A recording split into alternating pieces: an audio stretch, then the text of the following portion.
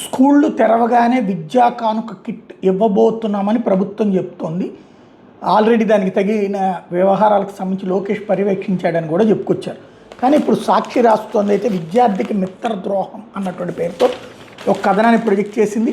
విద్యా కానుక కిట్ పంపిణీ వాయిదా వేయాలన్న నిర్ణయం, యూనిఫాము, షూ, బ్యాగ్ ఇవ్వలేమని ప్రకటన, యుద్ధం, అంతర్జాతీయ పరిణామాల ముడి సరుకు ధరలు, రవాణాలో ఆటంకాలంటూ బూటకాలు, 2 ఏళ్లకే చేతులెత్తేసిన తండ్రి కొడుకులు, ఎన్ని ఆటంకాలు ఎదురైనా సకాలంలో అమలైన జగనన్న విద్యా కానుక.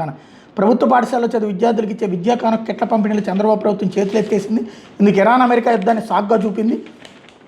జూన్ 12న బడులు తెరిచిన మొదటి రోజే వీటిని అందిస్తామని ప్రారంభంలో గొప్పలు చెప్పిన ప్రభుత్వం ఇప్పుడు ఇవ్వకుండా తప్పించుకునేందుకు సాకులు వెతుకుతోంది.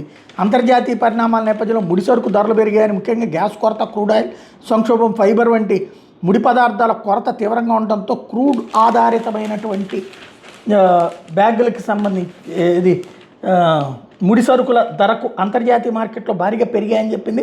రవాణా వ్యవస్థలో ఆటంకాలు ఎదుర్కోవడంతో యూనిఫామ్, క్లాత్, స్కూల్ బ్యాగులు, బూట్లు తదితర వస్తువులు తయారీ మీద ప్రభావం పడిందని చెప్తుంది. ఇలా కుంటి సాకులతో కేవలం 2 ఏళ్లకు విద్యార్థి మిత్ర అమల్లో సీఎం చంద్రబాబు ఆయన కుమారుడు విద్యాశాఖ మంత్రి లోకేష్ చేతులు ఎత్తేశారు. 2024 జూన్లో టీడీపీ కూటమి ప్రభుత్వం అధికారంలోకి వచ్చిన తర్వాత రాగానే జగనన్న విద్యా కానుక కిట్ పేరుకి సర్వేపల్లి రాధాకృష్ణన్ విద్యార్థి మిత్రగా మార్చింది. అయితే వైఎస్ జగన్ ప్రభుత్వం ముందుగానే ఆర్డర్ పెట్టిన జగనన్న విద్యా కానుక కిట్లను కూటమి ప్రభుత్వం 2024 జూన్ నెలలోనే సకాలంలో పంపిణీ చేయగలిగింది. ఇది జగన్ ప్రభుత్వం క్రెడిట్ తప్ప చంద్రబాబు ప్రభుత్వం గొప్ప ఏమి కాదు. 2025కి వచ్చేసరికి ప్రభుత్వం సకాలంలో బిల్లులు చెల్లించకపోవడంతో కాంట్రాక్టర్లకు కిట్లు సరఫరా చేయలేమని భీష్మించారు. ఆ నేపథ్యంలో ఇప్పుడు ఈ వ్యవహారం జరుగుతోంది అన్నట్టుంది. ఇక్కడ పాయింట్ అలా ఒకటి, ఇది నిజమైతే మాత్రం ప్రభుత్వానికి అతిపెద్ద మైనస్. ఎందుకంటే ఇప్పటికే నాడు నేడు పక్కకి వెళ్ళిపోయింది. అట్లాగే స్కూళ్ళకి సంబంధించినటువంటిది విద్యా దీవెన తర్వాత ఇది అమ్మ ఒడిని వీళ్ళు పెంచారు, అంతవరకు ఓకే.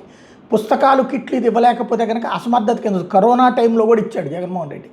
అంత తీవ్రమైన సంక్షోభం, ప్రపంచమే స్తంభించిపోయిన రోజును కూడా ఇచ్చి ఇప్పుడు వీళ్ళు ఈ యుద్ధం కారణాన్ని పెట్టి ఆపేస్తే మాత్రం ప్రజలు నెగిటివ్గా ఫీల్ అవుతారు.